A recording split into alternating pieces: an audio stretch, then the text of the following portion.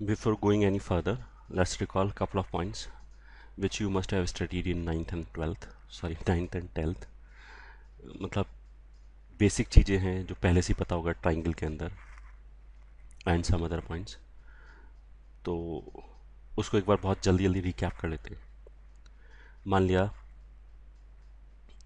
Triangle A B C is given, ठीक है।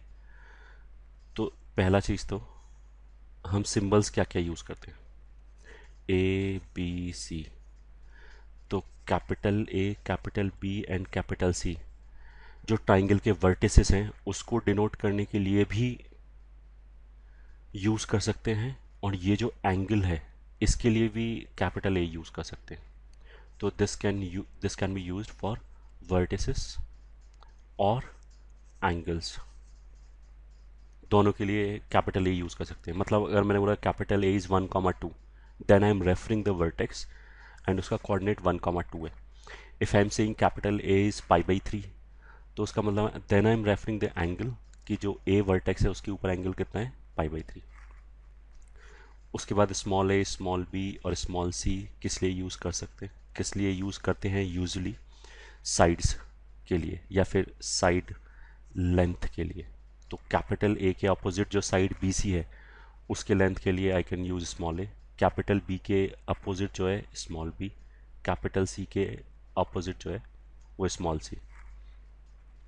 ये ठीक है। Then there is something called median, वो मेरे ख्याल से आता होगा। मीडियन क्या होता है, किसी भी वर्टेक्स को, जैसे वर्टेक्स ए को साइड बी सी के मिड पॉइंट, मतलब ये और ये बराबर है, ये मान लिया मिड पॉइंट है, इससे अगर मैंने ज्वाइन किया तो जो भी लाइन आएगा दैट इज़ कॉल्ड मीडियन। तो A M is a median.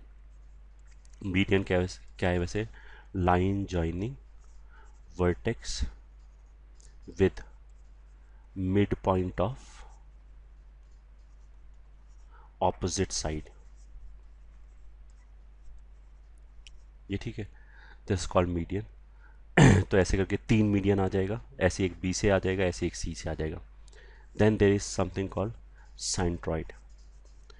ये ठीक है, सेंट्रॉइड का मतलब क्या है कि जो 3 मीडियन खींचा हमने उसका जो पॉइंट ऑफ कॉन्करेंसी होगा, जैसे मान लिया ए M1, ये एक मीडियन हो गया, बी और सी, फिर बी से एक दूसरा मीडियन जाएगा, मान लिया BM2, फिर ऐसे सी से जो मीडियन जाएगा वो भी इन्हीं के पॉइंट ऑफ इंटरसेक्शन से पास करेगा, ये CM3।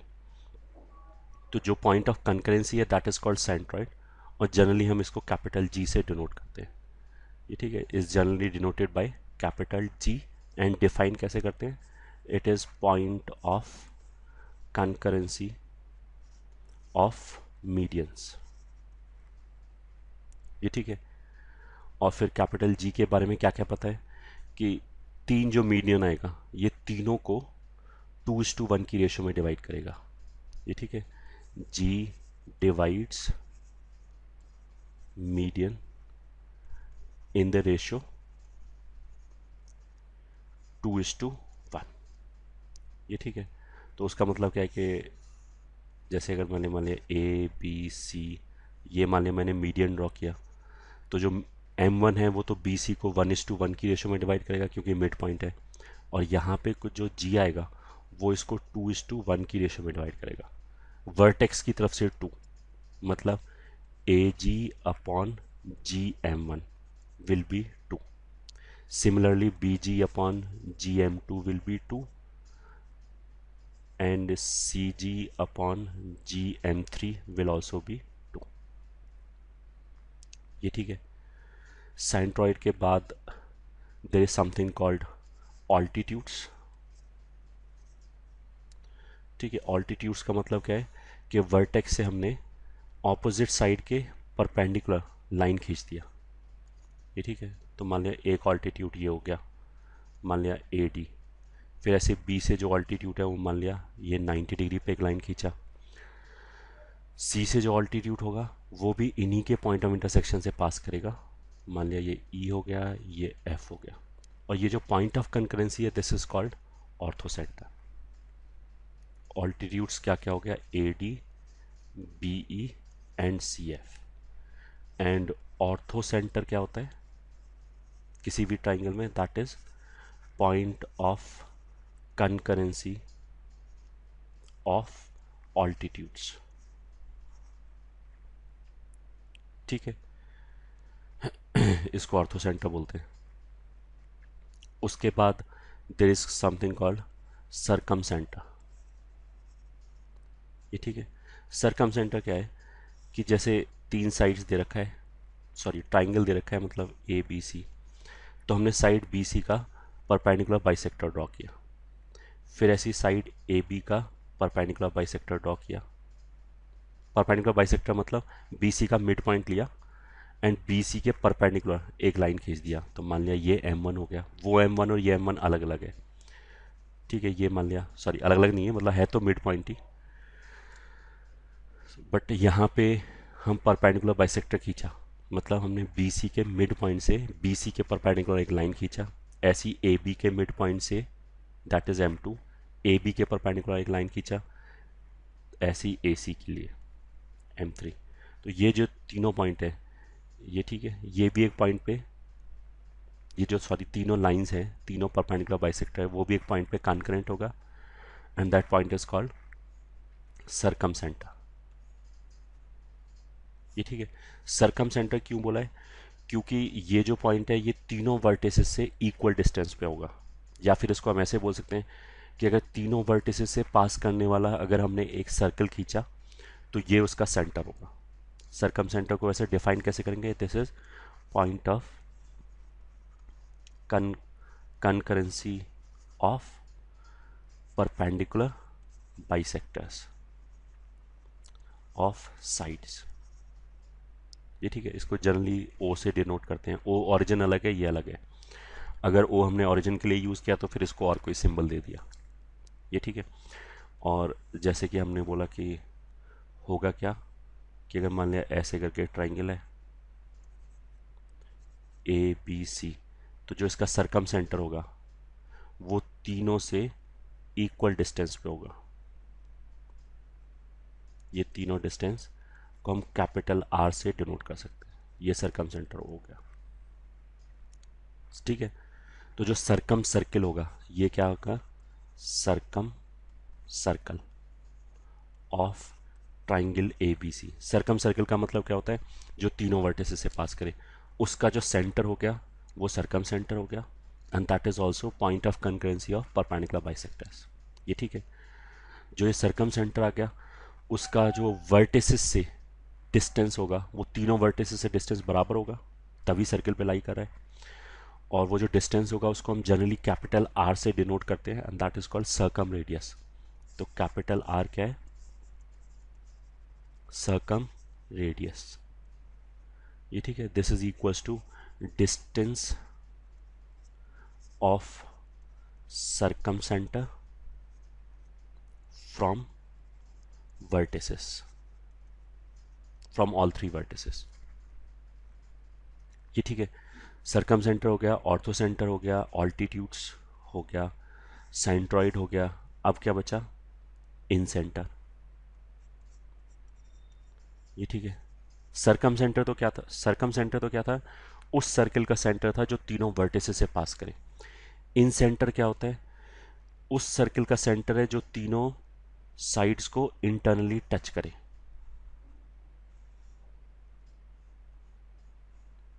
तो जैसे मान लिया ए ये है, बी ये है, ये सी है, तो इन सेंटर क्या हो जाएगा? मान लिया उसको हम आई से डिनोट करते हैं। इन सेंटर को जनरली किससे डिनोट करते हैं? आई से। ये क्या होगा कि तीनों साइड से बराबर डिस्टेंस पे होगा और ये तीनों डिस्टेंस कितना होगा? R, small R. तो स्मॉल आर क्या है? This is in radius. In radius बोलते हैं। इन रेडियस क्या है? इन सर्किल का रेडियस। ये जो सर्किल है this is called in circle. क्या खूबी है इसमें?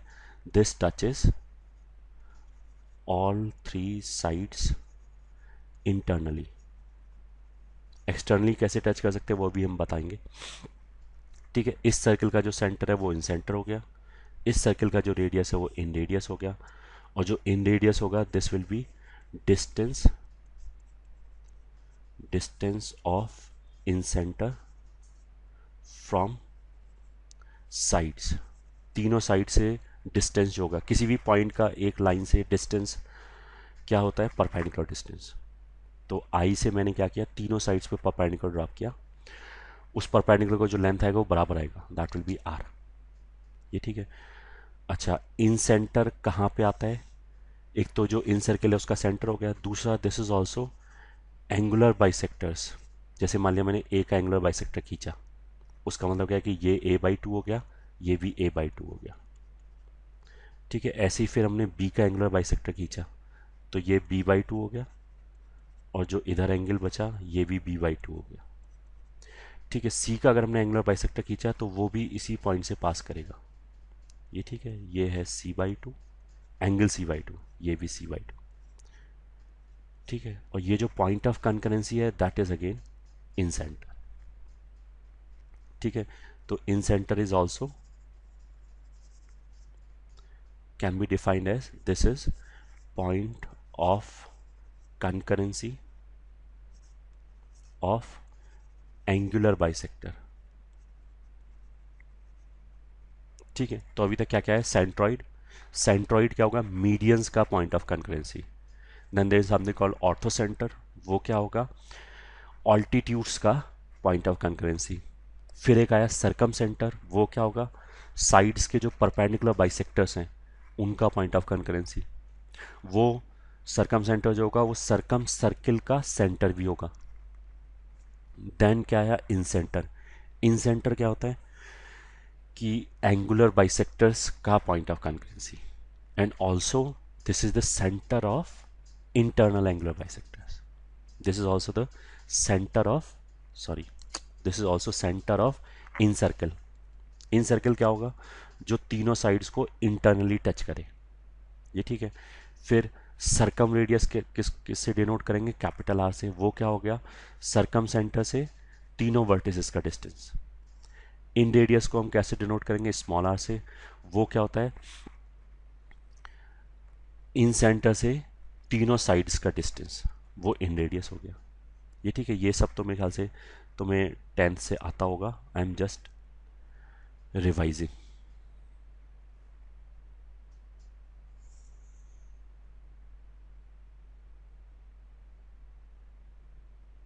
ठीक है, ओके। अब एंगुलर बाइसेक्टर में एक इंटरेस्टिंग प्रॉपर्टी और है, जैसे ए हो गया, बी हो गया, सी हो गया, ये मान लिया ए का एंगुलर बाइसेक्टर हो गया, ये a/2 है, and this angle is also a/2। जो डी है, जो एंगुलर बाइसेक्टर, वो ऑपोजिट साइड को एडजेसेंट साइड्स की रेशो में कट करता है। मतलब जो B D upon D C होगा, वो एडजेसेंट साइड कौन सा है, इस बी डी के एडजेसेंट ए बी साइड है, और इस सी डी के एडजेसेंट ए सी साइड है, इस रेशो में कट करेगा। मतलब ए बी अपॉन ए सी जो होगा वही B D upon D C होगा। अच्छा, ए बी जो है वो सी के अपोजिट साइड है, तो उसको स्मॉल सी से भी डिनोट करते हैं। बी के अपोजिट जो है वो ए सी है, उसको स्मॉल बी से भी डिनोट करते हैं। तो हम इसको ऐसे बोल सकते हैं, जो डी है वो इस सी इज टू बी की रेशो में कट करता है, सी इज टू बी।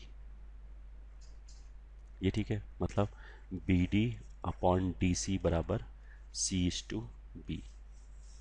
ये ठीक है, लैंग्वेज में क्या बोलेंगे, एंगुलर बाइसेक्टर, ये ठीक है, डिवाइड्स ऑपोजिट साइड। जैसे ए का जो एंगुलर बाइसेक्टर है वो ऑपोजिट साइड कौन सा हो गया, बी सी, उसको किस रेशियो में डिवाइड करेगा, angular bisector divides opposite side in the ratio of adjacent sides. ठीक है, तो ऐसे ही अगर मान लिया मैंने ए ये है, बी ये है, सी है, बी का एंगुलर बाइसेक्टर निकाला ऐसे, तो बी सी साइड तो ए हो गया और ये वाला साइड सी हो गया, तो ये पॉइंट इसको सी इज टू ए की रेशियो में डिवाइड करेगा। ठीक है, ये एक और रिजल्ट हो गया। इसके बाद हम चलते हैं, नेक्स्ट चीज है देयर समथिंग कॉल्ड एक्सेंटर। ठीक है, एक तो इन सेंटर हो गया, वो तो इन सर्कल का सेंटर हो गया, फिर एक एक्स सेंटर हो गया। एक्स सेंटर क्या है कि साइड्स को एक्सटर्नली टच करेगा। एक्स सर्कल जो है वो साइड्स को एक्सटर्नली टच करेगा। इसका मतलब क्या है कि जैसे ये मान लिया ए बी सी ट्राइंगल हो गया, तो जो ए के ऑपोजिट है वो एक ये सर्कल आ गया। ठीक है, ये सर्कल भी तीनों साइड को टच कर रहा है, ये ए बी को भी टच कर रहा है, ए सी को भी टच कर रहा है, बी सी को भी टच कर रहा है। तो जो ए के ऑपोजिट है उसके सेंटर को हमने क्या बोला, आई वन, और इसके रेडियस को बोला आर वन। तो ये तीनों आर वन ही होगा, आर वन। ठीक है, ऐसे ही क्या होगा कि मान लिया अगर ये ट्राइंगल है तो ए बी सी, बी के ऑपोजिट, बी के ऑपोजिट के लिए हमने इन दोनों को आगे एक्सटेंड किया। यहाँ पे भी एक सर्कल ऐसे आएगा जो इन तीनों को टच करेगा। This is not looking good, this not looking like a circle, but be with me. ये ठीक है, मान लिया तीनों को एक्सटर्नली टच कर रहा है। ये ठीक है, तो ये भी एक एक्स सर्कल हो गया। This is excircle opposite B. ये वाला जो सर्कल है that is excircle opposite A. ठीक है, तो ऐसे भी तीन सर्कल आ जाएंगे।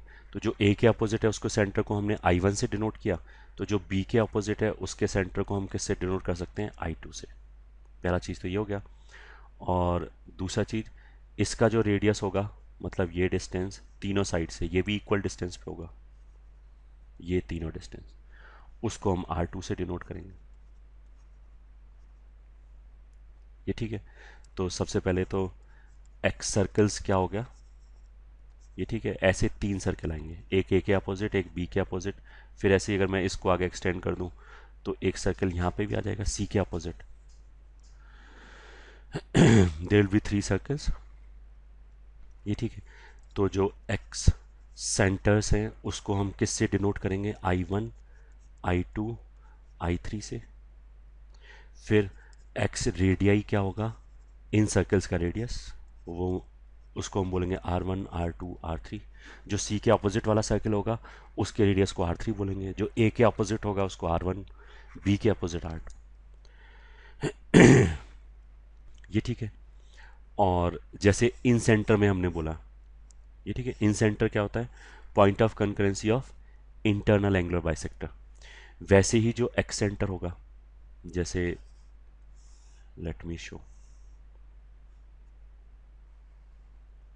ये ठीक है, इन दोनों को एक्सटेंड किया और यहाँ पे एक, this is not working, let me again make it. मान लिया ये एक सर्कल है,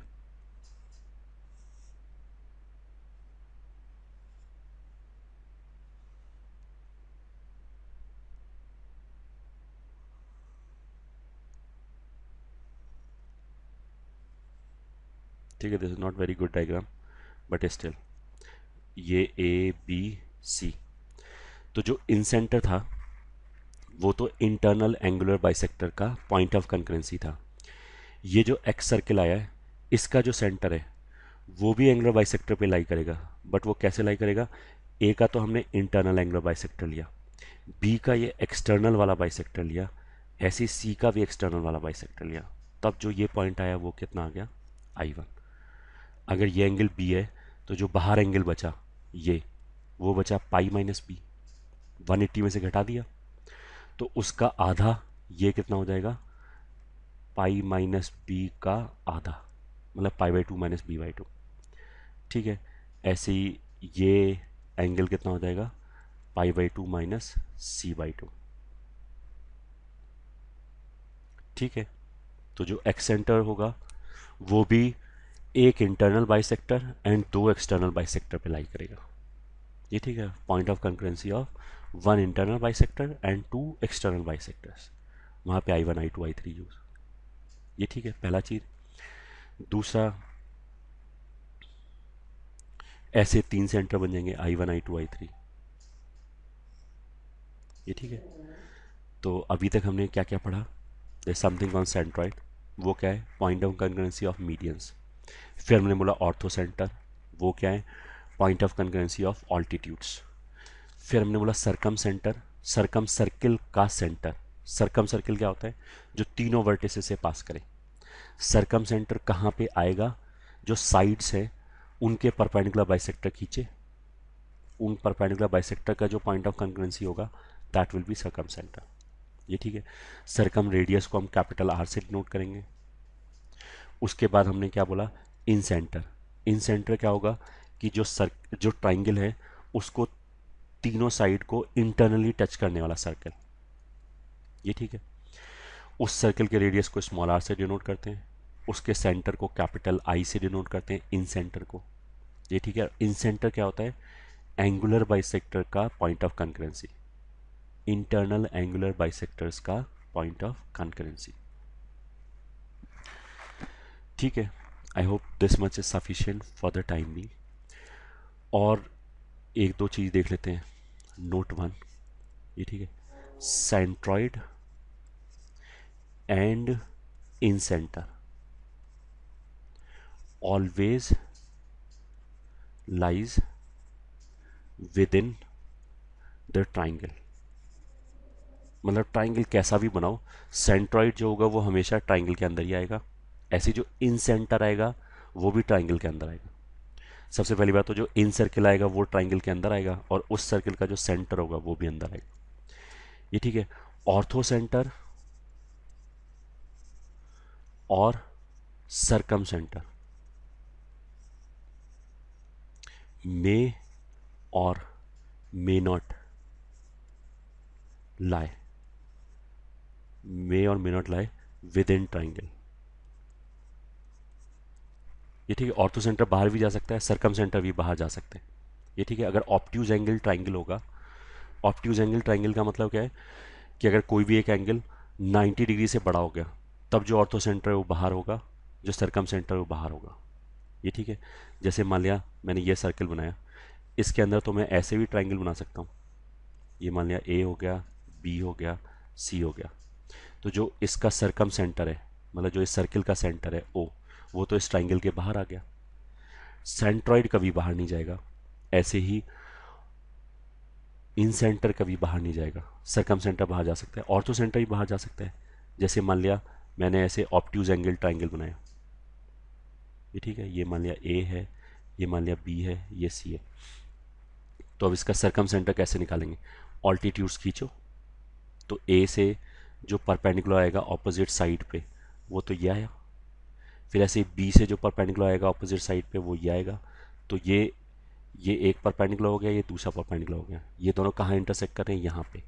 तो ये हमारा ऑर्थो सेंटर हो गया। तो दिख रहा है कि ये ट्राइंगल के बाहर है। ऐसे अगर मैं सी से परपेंडिकुलर ड्रॉप करूँ तो वो भी इसी पॉइंट से पास करेगा। ठीक है। This is not a good perpendicular.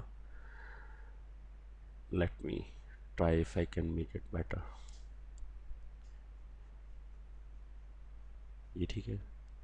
ये जो परपेंडिकुलर आया ए बी साइड, ये भी है, इसी को हमने आगे ऐसे एक्सटेंड किया, इससे सी पे परपेंडिकुलर ड्रॉप किया, तो ये तीनों कहाँ पे कंकरेंट हो गया? ऑर्थो सेंटर पे। तो ये ऑर्थो सेंटर हो गया।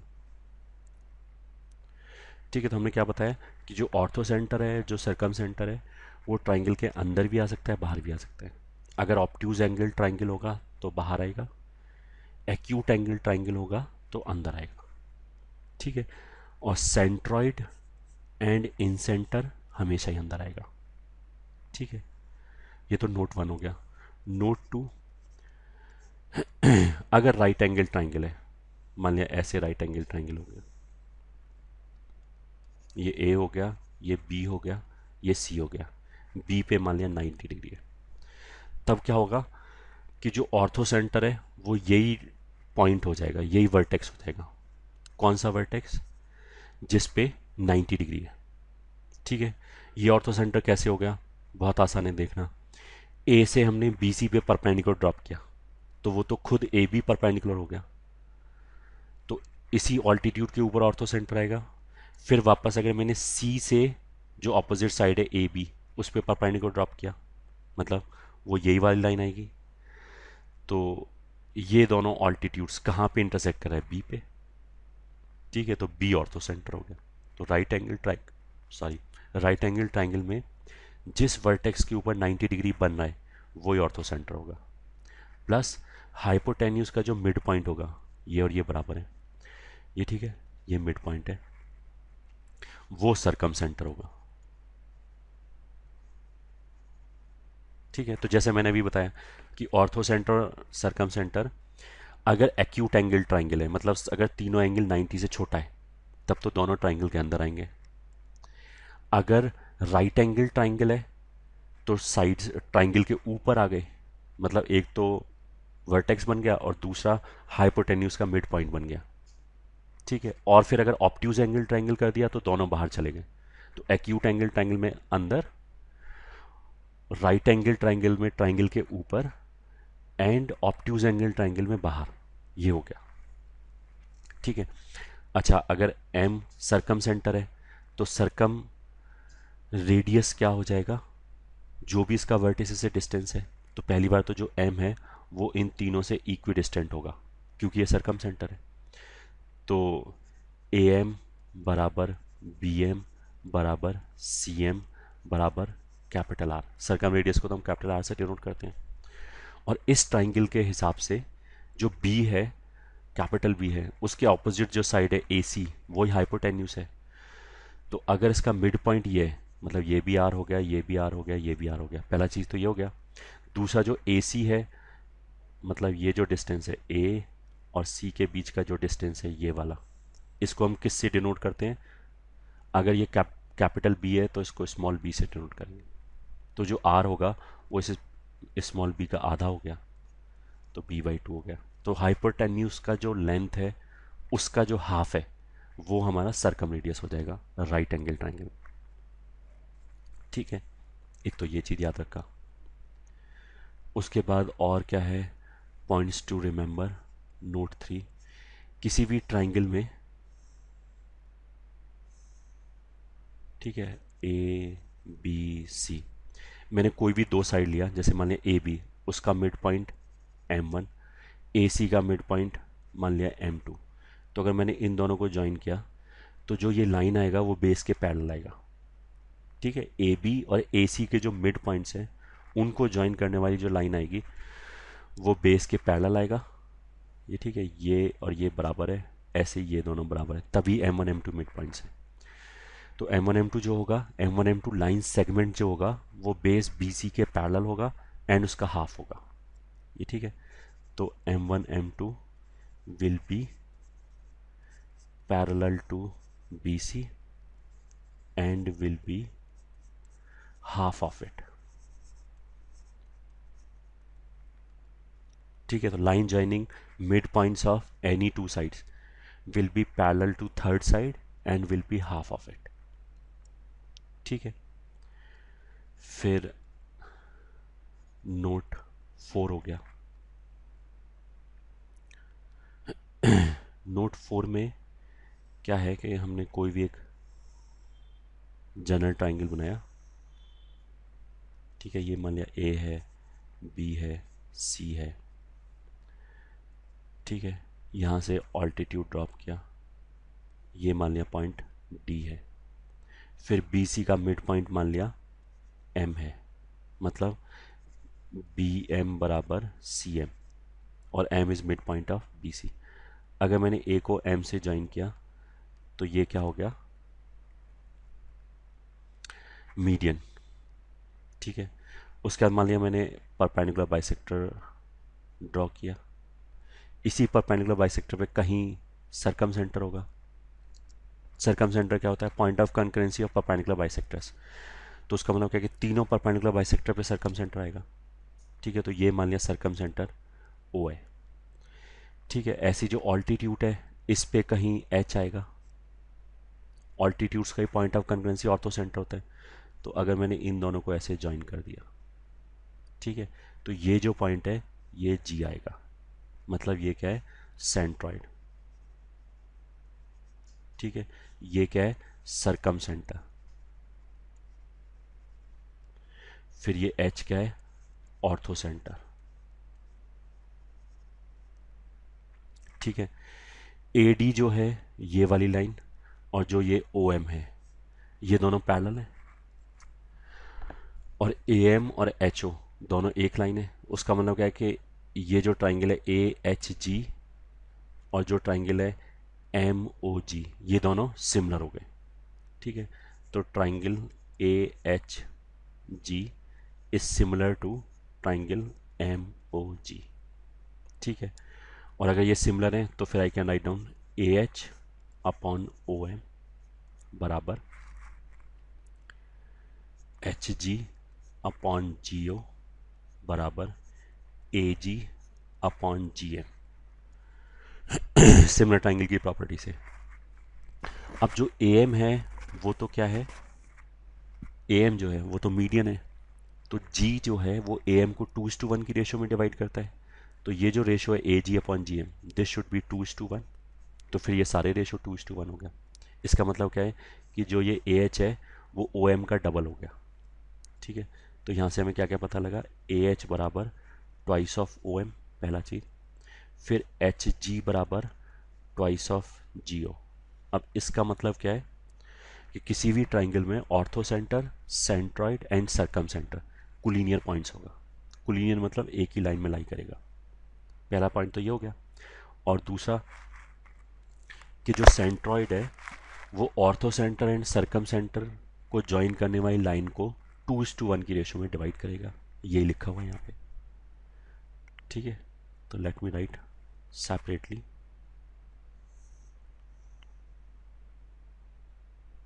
ठीक है, तो मतलब ये किसी भी ट्राइंगल में ये मान लिया सर्कम सेंटर है, सर्कम सेंटर, यहाँ पे कहीं सेंट्रॉइड आ गया जी, ये मान लिया क्या है ortho centre.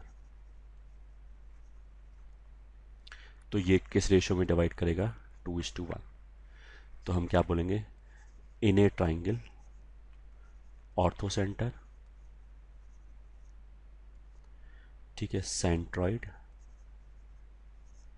And circumcentre are concurrent and centroid divides join of H and O, मतलब ortho centre and circum centre in the ratio 2:1।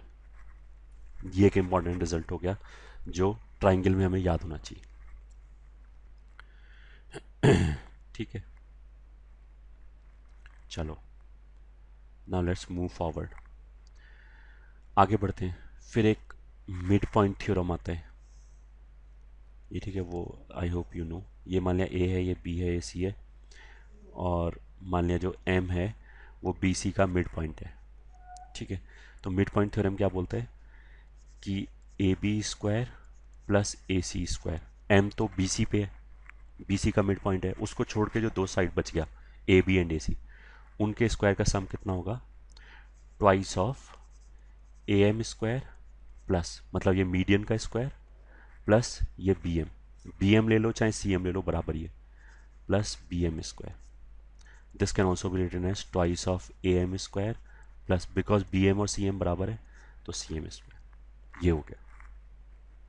ठीक है, अब इसको अगर मैं नोटेशन में लिखना चाहूँ तो ए बी जो है वो सी है, स्मॉल सी, सी के जो अपोजिट है इसको स्मॉल सी से डिनोट करेंगे। ऐसी जो बी के अपोजिट है इसको स्मॉल बी से डिनोट करेंगे। ए के जो अपोजिट है ये पूरा स्मॉल ए से डिनोट करेंगे। तो अगर मैं वो नोटेशन यूज़ करना चाहूँ तो इस ए बी की जगह पे क्या लिख सकते हैं, सी square.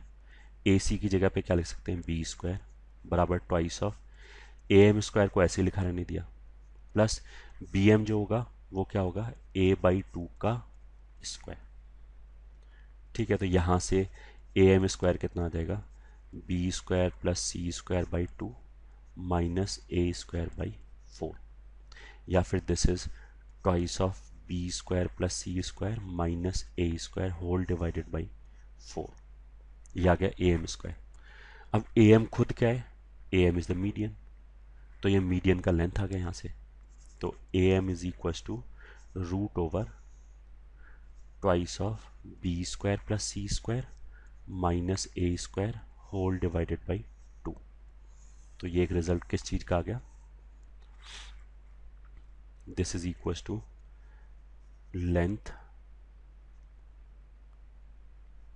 Length of median through vertex A. ठीक है, तो सिमेट्री से जो बी वाला मीडियन आएगा उसमें यहाँ पे ए स्क्वायर की बजाय बी स्क्वायर आ जाएगा और यहाँ पे ए स्क्वायर प्लस सी स्क्वायर आ जाएगा। ठीक है, तो अगर सिमेट्री से मैं लिखना चाहूँ length of median through B, तो that will be equals to root over twice of B से लिखना है तो बाकी दो को यहाँ लिखा है A square plus C square minus B square whole divided by 2। ये ठीक है, तो ये एक और रिजल्ट हो गया याद रखने के लिए। ठीक है, इसके बाद और क्या है बताने like point is like parallelogram. ये ठीक है, पैरेललोग्राम मान लिया ये है। ठीक है, I hope you all know what is parallelogram A B C D. ठीक है, इसमें क्या क्या होता है, एक तो pair of opposite sides are equal. ये ठीक है, क्या क्या खूबी है कि ए बी बराबर सी डी है एंड ए डी बराबर बी सी है। ये ठीक है, दूसरा ए बी जो है that is parallel to C D and A D is parallel to B C, ये भी होता है। ठीक है, और क्या प्रॉपर्टी है कि ये एंगल और ये एंगल, मान लिया ये अल्फा है और ये बीटा है, सप्लीमेंट्री एंगल होते हैं। ये ठीक है, उसका मतलब क्या है कि अल्फा प्लस बीटा बराबर कितना होगा पाई। तो सिमिलरली अगर ये अल्फा है तो ये भी अल्फा हो जाएगा एंड ये दिस विल बिकम बीटा। और क्या होता है प्रॉपर्टी इसमें, डायगोनल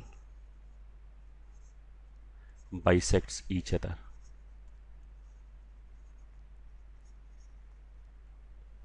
ठीक है, मतलब ए सी का जो मिड पॉइंट है और बी डी का मिड पॉइंट है वो सेम जगह पे आएगा। तो अगर ये ए बी सी डी ऐसे, तो ये और ये ठीक है, ये जो एम पॉइंट है इसके लिए ये दोनों भी बराबर है एंड ये दोनों भी बराबर है।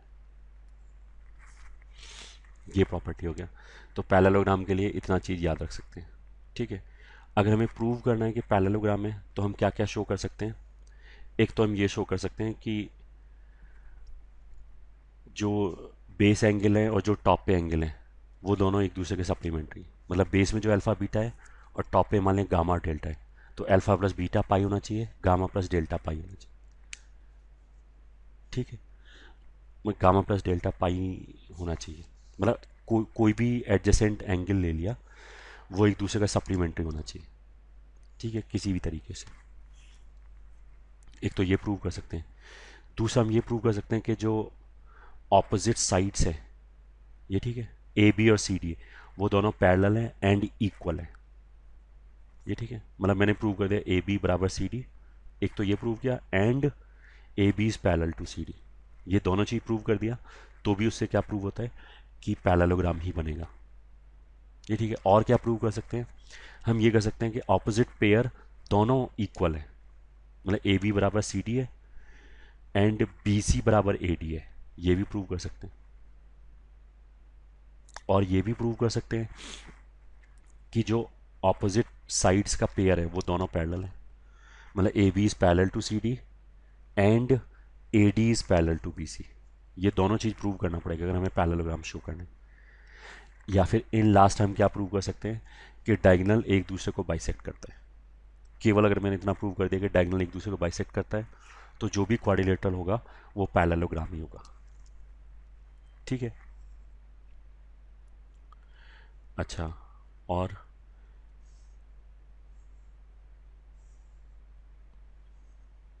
पैरेललोग्राम में इन जनरल ये जो डायगोनल्स है ये बराबर नहीं होता है। ये ठीक है, ऑल्सो ये एंगल और ये एंगल बराबर नहीं होता है इन जनरल, बाई चांस बराबर हो सकते हैं। ये ठीक है, वो तो तुम अपने आप ऐसे सोच सकते हो कि मान लिया मैंने इस साइड को बहुत बड़ा ले लिया, तो अब जो पैरेललोग्राम बनेगा उसमें जो डायगोनल आएगा वो बेस के बहुत पास आएगा, मतलब ये एंगल बहुत छोटा होगा, ये बड़ा हो जाएगा। तो इन जनरल एंगल बाइसेक्ट नहीं करता है। ठीक है। अब पैरेललोग्राम का स्पेशल केस क्या है? रोम्बस। रोम्बस में क्या होता है? चारों साइड इक्वल होता है। रोम्बस पैरेललोग्राम का ही स्पेशल केस है। मतलब जो पैरेललोग्राम का प्रॉपर्टी है वो तो सब इसमें सेटिस्फाई होगा ही होगा, प्लस इसमें कुछ अपना और एक्स्ट्रा प्रॉपर्टी आएगा। वो क्या क्या है? मतलब जैसे पैरेललोग्राम का एक प्रॉपर्टी है कि डायगोनल बाइसेक्ट करता है, वो तो यहाँ पे भी आएगा। बट इसमें क्या है कि चारों साइड बराबर है। ये ठीक है। रोम्बस इज ए पैरेललोग्राम, मतलब मैं ऐसे लिखा हूँ पैरेललोग्राम, ये ठीक है, in which all sides are equal. ये ठीक, एक तो ये प्रॉपर्टी हो गया। एक इसका और प्रॉपर्टी क्या हो गया कि इसमें जो डायगोनल है, क्योंकि ये पैरेललोग्राम है तो डायगोनल बाइसेक्ट तो करेगा ही करेगा, बट इसमें अपना प्रॉपर्टी क्या है? Diagonals are perpendicular to each other. ये ठीक है, ये एक नया प्रॉपर्टी है। फिर इसके अंदर क्या होगा कि ये डायगोनल जो है वो एंगुलर बाइसेक्टर भी होगा, मतलब ये दोनों एंगल बराबर होगा। रोम्बस के अंदर, पैरेललोग्राम के अंदर इन जनरल ये नहीं होता है, तो ये तो रोम्बस की प्रॉपर्टी हो गया। क्या प्रॉपर्टी हो गया? कि diagonals are also angular bisectors, ये इसका प्रॉपर्टी हो गया। ये ठीक है। इसमें भी डायगोनल इक्वल नहीं होता है इन जनरल। ये ठीक है, इन जनरल मतलब अगर मैंने इसको स्क्वायर बना दिया, स्क्वायर भी एक रोम्बस है, उसमें तो डायगोनल बराबर हो जाएगा, बट इन जनरल बराबर नहीं होता। ऐसा नहीं कि होता कि हम सारे रोम्बस उठाएं, सब में डायगोनल बराबर आ जाए। ठीक है। तो अगर हमें पता है कि पैरेललोग्राम है और हमें ये प्रूव करना है कि वो रोम्बस है, तो क्या क्या शो कर सकते हैं कि कोई भी दो एडजेसेंट साइड्स बराबर हैं, अगर पैरेललोग्राम है उसके बाद की बात करें। या फिर आई कैन शो के जो डायगोनल्स हैं वो म्यूचुअली परपेंडिकुलर है पैरेललोग्राम के अंदर, तो भी रोम्बस प्रूव हो जाएगा। ठीक है। अब आगे क्या आता है? रेक्टेंगल। ये ठीक है, रेक्टेंगल क्या है? ये भी एक पैरेललोग्राम है, इसमें सारे एंगल 90 डिग्री। ये ठीक है। तो रेक्टेंगल इज ए पैरेललोग्राम, ये ठीक है, in which all angles are 90 degree. ये ठीक है। अच्छा, अगर ये पैरेललोग्राम है तो पैरेललोग्राम की प्रॉपर्टी तो ये भी सेटिस्फाई करेगा। वो क्या है? मतलब डायगोनल एक दूसरे को बाइसेक्ट करेगा। बट इसका अपना प्रॉपर्टी क्या है कि रेक्टेंगल में डायगोनल्स इक्वल आएगा। ये ठीक है। In rectangles diagonals are of equal length. ये ठीक है। पैरेललोग्राम में ऐसा नहीं होता है, डायगोनल्स इन जनरल पैरेललोग्राम में इक्वल लेंथ का नहीं होता है। बट अगर पैरेललोग्राम रेक्टेंगल है, मतलब अगर सारे एंगल 90 डिग्री है, तो उसमें डायगोनल्स इक्वल भी आएगा। तो अगर मान लिया मेरे को कोई पैरेललोग्राम दे रखा है और मेरे को ये प्रूव करना है कि वो रेक्टेंगल है, तो it is sufficient to show कि डायगोनल्स इक्वल है। ये ठीक है। Okay, I hope this is sufficient. उसके बाद क्या बचता है? स्क्वायर। ये ठीक है। अच्छा, रेक्टेंगल में भी ये एंगुलर बाइसेक्टर नहीं होता है इन जनरल, बाई चांस हो सकता है, बट सारे रेक्टेंगल में जो डायगोनल है वो एंगुलर बाइसेक्टर नहीं होगा। ये ठीक है। अब स्क्वायर आ गया। स्क्वायर में क्या होगा? ये चारों 90 डिग्री है। ये रोम्बस का भी स्पेशल केस है, पैरेललोग्राम का भी स्पेशल केस है, रेक्टेंगल का भी स्पेशल केस है। ये ठीक है। एक तो चारों साइड बराबर हो जाएगा। ये ठीक है। डायगोनल बाइसेक्ट तो करेगा ही करेगा, प्लस 90 डिग्री पे भी होगा, प्लस इक्वल भी होगा। तो स्क्वायर में क्या होगा? डायगोनल्स, ये ठीक है, एक तो परपेंडिकुलर होगा, दूसरा इक्वल होगा। ये ठीक है। और तीसरा बाइसेक्ट करेगा एक दूसरे का। वो तो खैर पैरेललोग्राम की प्रॉपर्टी होगी, बाइसेक्ट ईच अदर। ठीक है। And of course all sides are equal.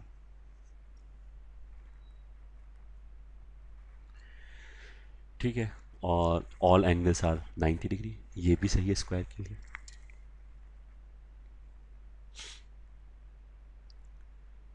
I hope for the timing this much is sufficient. ठीक है, और क्या, और हाँ एक चीज़ और यूज़ करेंगे हम, डिटर्मिनेंट, इस चैप्टर में।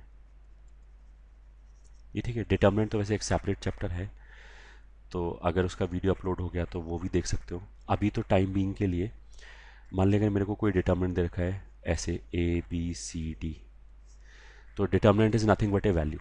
ये ठीक है, एक वैल्यू है, और उसको इवेल्युएट कैसे करेंगे? इवेल्युएट करने का मतलब क्या है कि ये 2 by 2 का डिटर्मिनेंट है, ये इसका फर्स्ट रो हो गया, ये सेकंड रो हो गया, इसको फर्स्ट कॉलम बोलेंगे। फर्स्ट कॉलम में कौन कौन से एलिमेंट है? A and C। First row में कौन कौन से एलिमेंट हैं? ये रो 1 है, ये रो 2 है, ये कॉलम 1 है, एंड दिस इज कॉलम 2। तो वैल्यू कैसे निकालेंगे? ऐसे मल्टीप्लाई किया A इंटू डी, माइनस फिर बचे हुए को मल्टीप्लाई किया ऐसे B इंटू सी। तो अगर मान लिया ऐसे लिखा हो 2 3 5 और 8, तो इसका वैल्यू कैसे निकालेंगे? 2 और 8 को मल्टीप्लाई किया 16, माइनस फिर बचे हुए को मल्टीप्लाई किया 15, तो दिस इज 1। उसका मतलब क्या है कि ये जो डिटर्मिनेंट लिखा है 2358, दैट इज नथिंग बट 1 लिखा हुआ है। ठीक है, ऐसे ही मान लिया 3 -7 2 और 11 लिखा है मान लिया, तो दिस इसका वैल्यू कितना होगा? 11 इंटू 3 33, फिर माइनस -7 इंटू 2 विल बी -14, तो ये कितना हो जाएगा? 47। तो इसका वैल्यू 47 आ गया।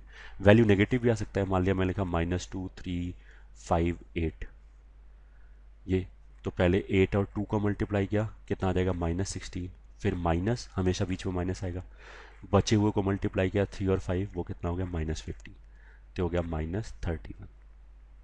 ठीक है, तो स्ट्रेट लाइन में हम डिटर्मिनेंट यूज़ करेंगे, इसलिए बहुत हल्का सा हमने बता दिया कि इवेल्युएट कैसे करते हैं। अब मान लिया ये तो 2 by 2 का था, अगर 3 by 3 का है, मान लिया 1 2 3 0 1 1 2 3 1, मान लिया ये कोई 3 by 3 का डिटर्मिनेंट है। इसमें ये रो 1 हो गया, ये रो 2 हो गया, रो 2 के अंदर कौन कौन से एलिमेंट है? 0 1 1, फिर ऐसे ये रो 3 हो गया, फिर इसको बोला कॉलम 1, इसको बोला कॉलम 2, इसको बोला कॉलम 3। कॉलम 3 के अंदर कौन कौन से एलिमेंट है? 3 1 1। 3 by 3 को कैसे डिटर्मिनेट करेंगे? इसको हमने ऐसे बोला कि फर्स्ट रो के रेस्पेक्ट में इवेल्युएट किया। कैसे इवेल्युएट किया? पहला एलिमेंट क्या है? 1 इंटू, फिर हमने क्या किया कि ये वाला रो हटा दिया, सॉरी ये वाला कॉलम हटा दिया और ये वाला रो हटा दिया, फिर क्या बच गया? 1 1 3 1, ये 1 1 3 और 1 ये बच गया। ठीक है, फिर हमने दूसरा एलिमेंट लिखा 2, तो इस बार माइनस के साथ लिखा, ऑल्टरनेट प्लस माइनस, -2 इंटू, अब क्या किया? 2 जिस रो में आ रहा है मतलब फर्स्ट रो में, वो हटा दिया और कॉलम हटा दिया, अब क्या बच गया? 0 1 2 1। ठीक है, फिर क्या किया हमने? अगला एलिमेंट लिखा 3, तो +3 इंटू, अब 3 इस कॉलम में आया, इसको हटा दिया, इस रो में आया, इसको हटा दिया, तो ऐसे करने से ये बच गया, तो इसको लिख दिया साथ में 0 1 2 3। ठीक है, तो हमने क्या किया? रो 1 के रेस्पेक्ट में वैल्यूट किया, बाकी रो के रेस्पेक्ट में भी वैल्यूट कर सकते हैं, आंसर बराबर ही आएगा। रो 1 के जो एलिमेंट्स है 1 2 3, उसको हमने ऑल्टरनेट प्लस माइनस के साथ लिखा, 1 फिर -2 फिर +3, और उसके साथ में एक 2 by 2 के डिटर्मिनेंट्स लिखे। कैसे लिखे? जैसे 1 के करस्पॉन्डिंग ये कैसे आया? 1 जिस रो में और जिस कॉलम में, उसको हटा दिया, उसके बाद जो 2 by 2 का डिटर्मिनेंट बचा वो लिख दिया हमने। तो अब इसको मैंने इवेल्युएट किया, तो 1 इंटू 2 by 2 को कैसे इवेल्युएट करेंगे? वो वही तरीका रहेगा, पहले 1 इंटू 1 -3, फिर -2 इंटू, जीरो को ऐसे मल्टीप्लाई किया 0 माइनस, फिर 2 को ऐसे मल्टीप्लाई किया 2, और लास्ट वाला फिर कितना देगा? +3 इंटू 0 -2, तो ये आंसर कितना हो जाएगा? 1 इंटू -2 -2 इंटू -2 +3 इंटू -2, तो this answer is -2 +4 -6, that will be equals to -4। ये आंसर आ गया इसका। ठीक है, डिटर्मिनेंट ऐसे इवेल्युएट करते हैं। If you not able to follow, तो जब डिटर्मिनेंट वाला चैप्टर अपलोड हो जाए तब वो वाले वीडियो देख सकते हो, या फिर नेट पे ढूंढ सकते हो। ये ठीक है, सीबीएसई की बुक से पढ़ सकते हो। अभी तो हमें बस केवल थोड़ा सा यूज़ चाहिए इस चैप्टर के अंदर डिटर्मिनेंट का, तो इसलिए हमने बताया कि कैसे इवेल्युएट करते हैं। ठीक है, तो very quickly let me show एक और। मान लिया 2 -5 -8 1 0 3 5 1 2, मान लिया ये इवेल्युएट करना है। तो फिर रो वन के रिस्पेक्ट में हमने लिखा 2 इंटू, अब इसको हटा दिया, इसको हटा दिया, तो ऐसे मल्टीप्लाई किया डायरेक्टली। 3 × 2 6 -1 × 5 5। फिर अगले वाला माइनस आएगा, फिर ये खुद भी माइनस है तो इंटू -5। फिर हमने क्या किया, ये हटा दिया, ये हटा दिया, तो ऐसे हटाने के बाद ये चारों बच गए। ठीक है, तो 1 को इधर मल्टीप्लाई किया 2 माइनस, फिर इस 1 को इधर मल्टीप्लाई किया 0, फिर ऑल्टरनेट प्लस माइनस चलता है तो प्लस, बट ये खुद अब -8 है तो -8 इंटू,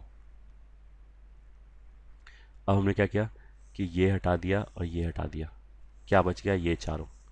तो फिर पहले ऐसे मल्टीप्लाई किया 5 माइनस, फिर ऐसे मल्टीप्लाई किया 0, तो दिस इज इक्वल टू 2 × 1, फिर minus minus plus 5 × 2 and -8 × 5, this is equal to 2 + 10 - 40, तो दिस विल बी -28।